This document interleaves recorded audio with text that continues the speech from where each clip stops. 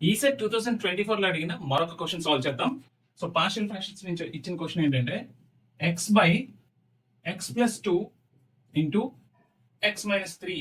Okay, so మనకి ఇది partial fraction ఇచ్చారు, దీన్ని ఇలా రిజాల్వ్ చేయమంటున్నారు. ఓకే, సో ఇప్పటి వరకు మనకి క్వశ్చన్ ఇచ్చి రిజాల్వ్ చేసేసి ఏ బిని ఫైండ్ అవుట్ చేయమన్నారు. ఓకే, సో ఇక్కడ ఇలా పార్షియల్ ఫ్రాక్షన్ ఇచ్చి ఈ పార్షియల్ ఫ్రాక్షన్ ని మనం ఇలా రిజాల్వ్ చేయాలన్నమాట.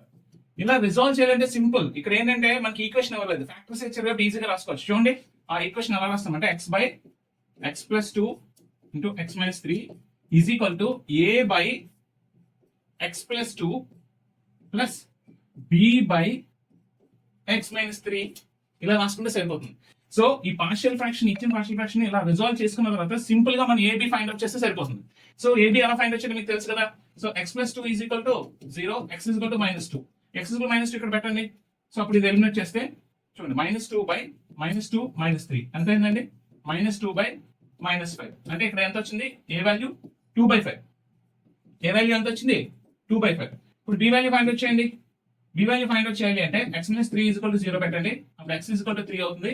సో మనం ఎక్స్ ఈజ్ ఈక్వల్ టు 3 ఇక్కడ పెట్టేటప్పుడు మనం ఈ ఎలిమెంట్ ని నెగ్లెక్ట్ చేస్తాం. సో 3/3 ప్లస్ 2 ఎంత అయిందండి 3/5.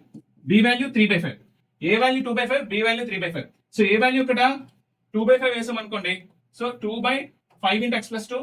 బి వాల్యూ 3/5 వేసాం అనుకోండి, 3/5 ఇంటూ ఎక్స్ మైనస్ 3. చూడండి మనకి ఇక్కడ 2/5 into X plus 2 plus 3/5 into x minus 3. చూడండి option 3 is the correct answer. So ఇంత ఈజీగా సాల్వ్ చేయొచ్చు. For more videos follow our channel.